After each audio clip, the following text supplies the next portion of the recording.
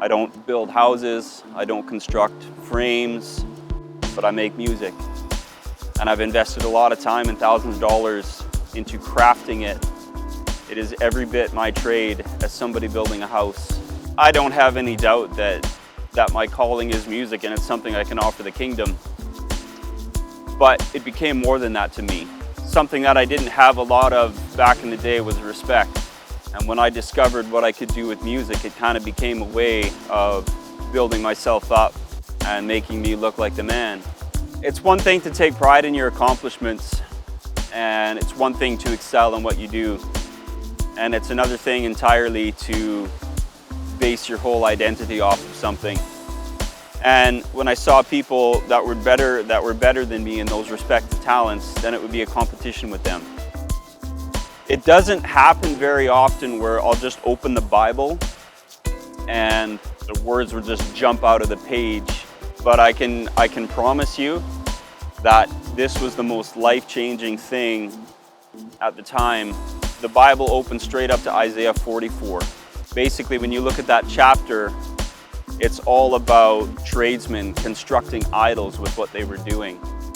And they talk about blacksmiths and they talk about carpenters and how, they'll use the skill of their hands to make this incredible, worthless idol. I knew that the Lord was speaking to me very directly, very pointed, saying, this is what you've done with your music. And I knew that I had constructed an entire false identity and an idol that was taking the place of the life of God in me.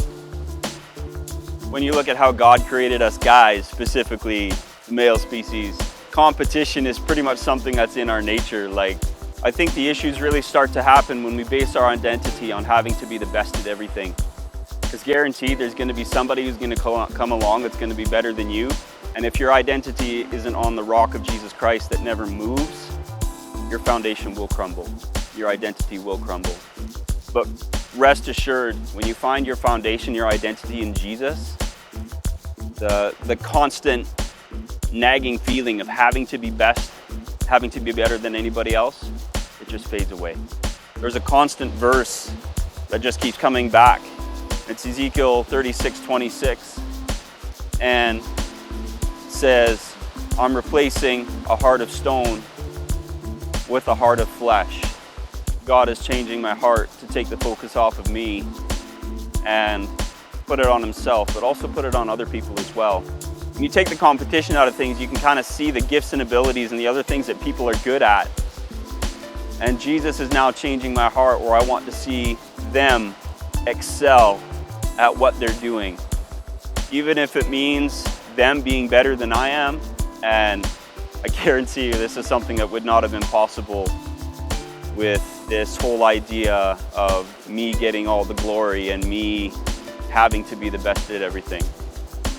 Because I know I'm not, and I'm okay with that.